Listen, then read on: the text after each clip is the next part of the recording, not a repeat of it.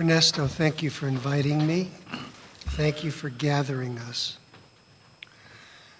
Nuclear arms control is a global service designed to protect the global commons. We can't protect the global commons if there are mushroom clouds. There has not been a single mushroom cloud on a battlefield since 1945. That's a remarkable achievement, really an unheralded achievement. Nobody in 1945 who was concerned about this problem dared to hope that we could go 7 decades without the battlefield use of a nuclear weapon. Even more, no major power, no regional power has even tested a nuclear weapon underground for 2 decades. This too is an extraordinary accomplishment, a hard-won accomplishment. Because this treaty that bans all nuclear tests in all environments has been a goal for really since the Kennedy administration. Actually, make that the Eisenhower administration. Finally arrived in 1996. It has yet to enter into force, but states have felt obliged to honor it.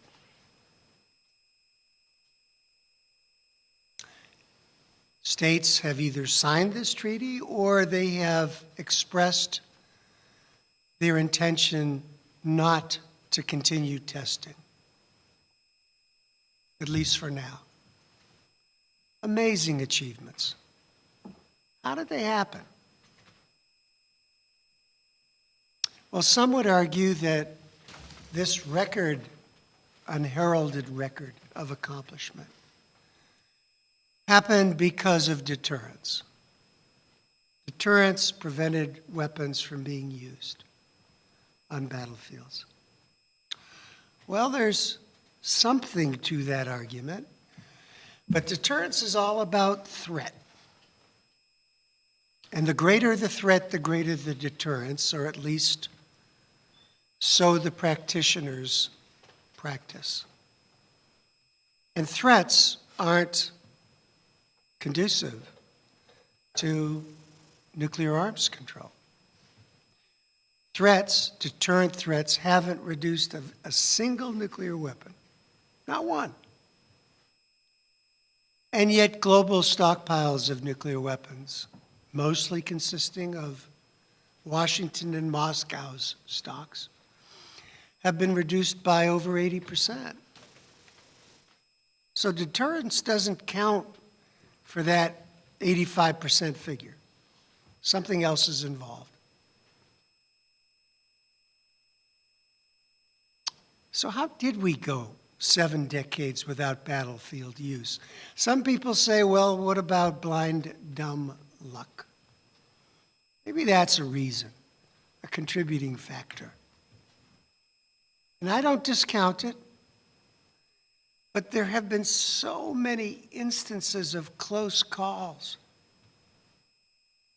mostly due to accidents, breakdowns of command and control. Dozens of close calls.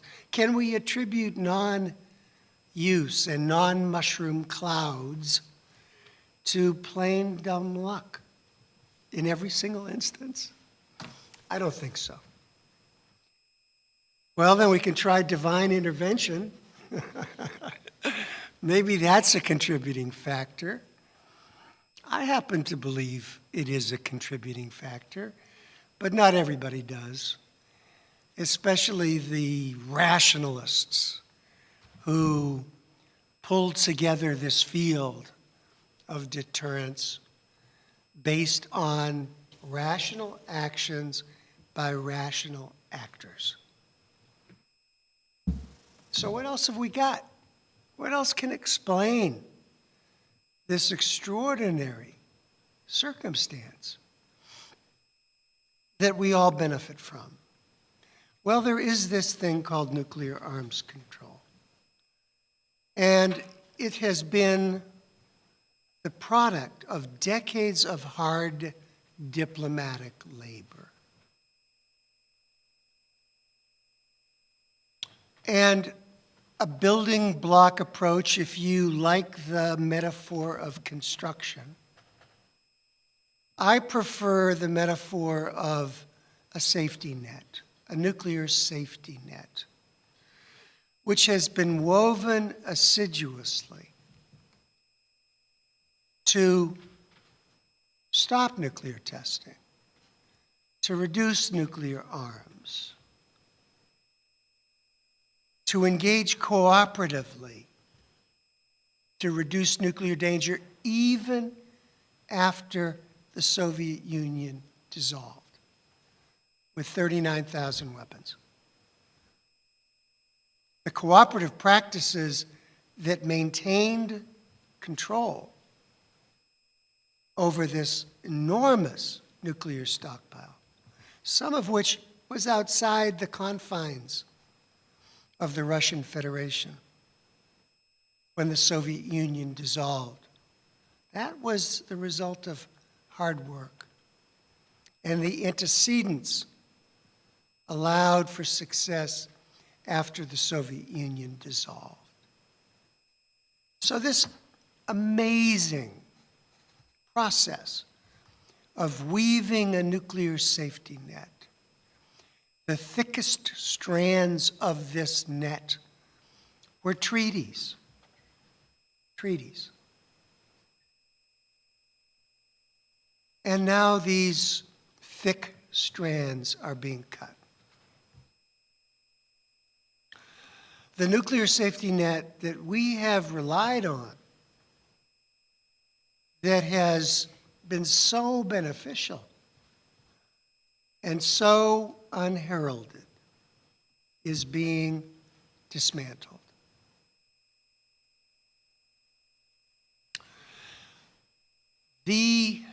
One of the major preconditions for the steep reductions that occurred in these bloated superpower arsenals was a treaty that banned nationwide missile defenses. This treaty was negotiated during the Nixon administration, and it backstopped the deep cuts that came later. But the treaty has been cut. This thick strand of the nuclear safety net was cut during the George W. Bush administration. As a result, Vladimir Putin did some cutting of his own. And he cut a treaty, thick strand, that said, "Thou shalt not put more than one warhead on top of the missiles we worry the most about, intercontinental ballistic missiles." This had been an objective of arms controllers for decades, finally achieved by George H.W. Bush. Putin said, look, if you guys are going to cut the ABM treaty, I'm not going to abide by this obligation. And I'm going to go ahead and put more than one warhead atop these missiles. And he's doing that. They're being deployed now. The treaty, the thick strand in the safety net that foreclosed the deployment of missiles in Europe or that could be directed at Europe from certain distances. This Intermediate Nuclear Forces Treaty, signed by Reagan and Gorbachev, a treaty that did extreme violence to nuclear orthodoxy. A treaty that broke the back of the nuclear arms race in 1987, cut. This was a combined effort, a joint effort, I would say, by Putin and President Trump and his national security advisor, John Bolton. By the way, I'm throwing out Yale alumni here. But snip by snip by snip, this nuclear safety net is being cut. It now has very little load-bearing capacity. We don't know how little until we fall through it and witness a mushroom cloud. What do we do about it? Well, in 1960, some very, very wise people came together, mostly along the banks of the Charles River, but also elsewhere. And they asked themselves two fundamental questions. What do we want? And what do we call it? And their answers were the same in both cases. They devised this, conceptualized this practice of arms control. Before they did this, people were still expressing fealty to general and complete disarmament. But they really didn't mean it, and they had no way of getting there. Arms control, the practice of arms control, was conceived at the right time, in the right place, for a newly elected president who were friends with some of the conceptualizers and brought them into his administration, where they began this amazing construction project or weaving project. Well, the practice of arms control seems to have sputtered, and it may have run its course. I believe there's plenty of room for another arms reduction treaty with Moscow. But sooner or later, we're going to have to conceive of something to replace our old-fashioned concept of arms control. 2020 is the new 1960. So we have two central questions, the same central questions. What do we want, and what do we call it?